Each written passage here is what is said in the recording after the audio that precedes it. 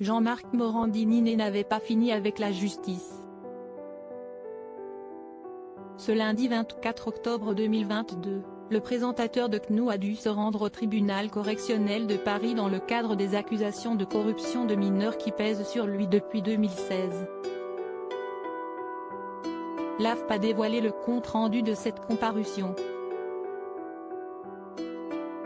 Ainsi apprend-on qu'1 an de prison avec sursis a été requis contre Jean-Marc Morandini pour avoir échangé des messages sexuels avec 2 adolescents et poussé un 3e mineur à se dénuder lors d'un casting.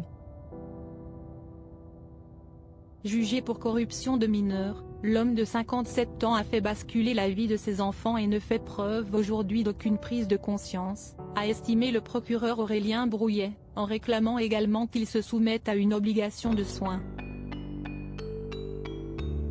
Lors de l'audition, Jean-Marc Morandini devait en effet justifier les contenus explicitement sexuels envoyés à 2 adolescents de 15 ans et revenir sur le casting à son domicile en 2009 pendant lequel il aurait demandé à un jeune de 16 ans de se dénuder et de se masturber. Face à ces accusations, il a plaidé tour à tour la maladresse, l'humour ou l'imprudence.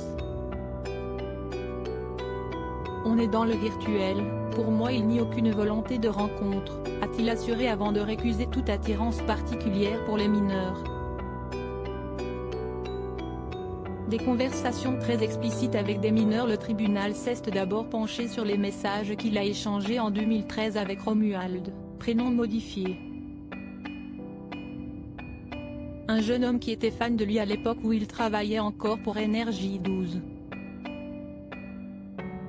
Il l'a ainsi contacté sur Twitter après avoir assisté à l'une de ses émissions. Et très vite, Jean-Marc Morandini a orienté la conversation vers les pratiques sexuelles de l'adolescent, en demandant notamment s'il avait des érections. Des messages lus à l'audience. L'animateur a alors assumé ce jeu de séduction et ces échanges très ouverts parce que la sexualité ce n'est pas tabou.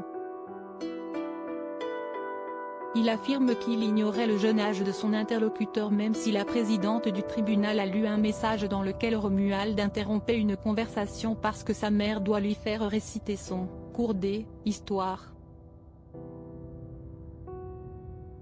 Et il a expliqué que quand il a appris son âge, il a cessé immédiatement tout échange avec lui. Jean-Marc Morandini a toutefois admis qu'il connaissait l'âge de Simon, prénom modifié, l'autre jeune de 15 ans avec lequel il a discuté sur Twitter en 2015-2016 et à qui il a demandé des mois durant, en vain, de lui envoyer une photo de lui dénudé. On était dans l'humour, a tenté le prévenu à la barre. La présidente Alice Perrigo lui a alors rappelé l'âge du jeune homme. Ça n'empêche pas d'avoir de l'humour, a répondu l'accusé. Le plaignant, lui, avait un tout autre souvenir, à aucun moment, ce n'était de l'humour. Je lui ai demandé d'arrêter. Et d'ajouter qu'il a toutefois rechigné à cesser les échanges avec l'animateur dont il était très fan. Je voulais travailler dans le milieu des médias, c'était la seule porte que j'avais pour pouvoir assister à une émission, a-t-il poursuivi, en ajoutant être encore aujourd'hui sous médicaments pour pouvoir dormir normalement. Un plaignant traumatisé. Puis est venu le cas de Clément, prénom modifié, qui en 2009, alors qu'il était inscrit sur un site de casting, a reçu un message d'une certaine Claire. Un pseudo derrière lequel se cachait Jean-Marc Morandini.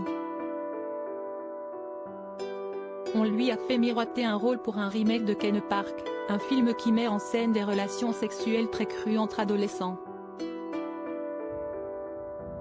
Il a fini par se rendre au domicile du présentateur qui lui aurait fait visionner des passages très explicites du film et l'aurait conduit à se dénuder devant son objectif dans le but qu'il se masturbe. Une requête refusée par l'adolescent de 16 ans. Ça m'a traumatisé, a-t-il confié. Jean-Marc Morandini a affirmé n'avoir gardé aucun souvenir de cet épisode et a contesté les faits. Une des parties civiles a alors révélé que d'autres aspirants comédiens ont participé à ce casting, une quinzaine, a admis Jean-Marc Morandini, pour un film qui n'a jamais vu le jour. S'il voulait se masturber, il pouvait le faire. Je ne pense pas que ce soit illégal, a rétorqué l'accusé. Et la présidente de répondre. Ce n'est pas illégal pour des majeurs, lui rétorque la présidente.